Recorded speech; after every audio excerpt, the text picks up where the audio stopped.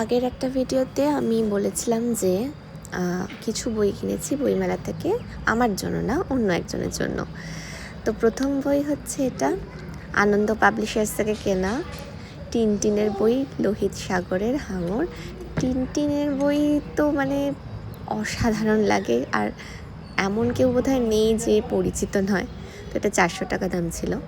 Are the trial, এটা France কাফকার।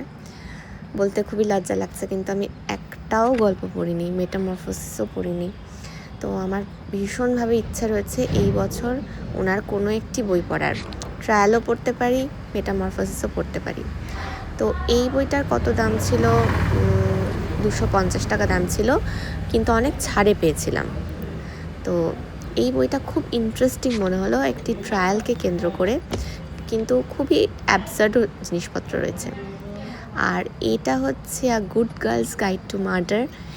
এটার ওপরে একটা নেটফ্লিক্স সিরিজও হয়েছে, ওটা আমি দেখতে শুরু করেছিলাম, তবে বুঝলাম যে এটা ইয়াং অ্যাডাল্টের একটি গল্প।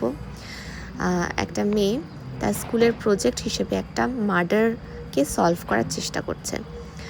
তো বেশ ইন্টারেস্টিং ব্যাপারটা। তারই স্কুলের দুজন সিনিয়র, একজন মারা গেছে, একজন মার্ডার হয়েছে, আর একজন সুইসাইড করেছে। তো এই নিয়ে ব্যাপারটা, মানে ইন্টারেস্ট থাকলে পড়তে পারো তোমরা অবশ্যই।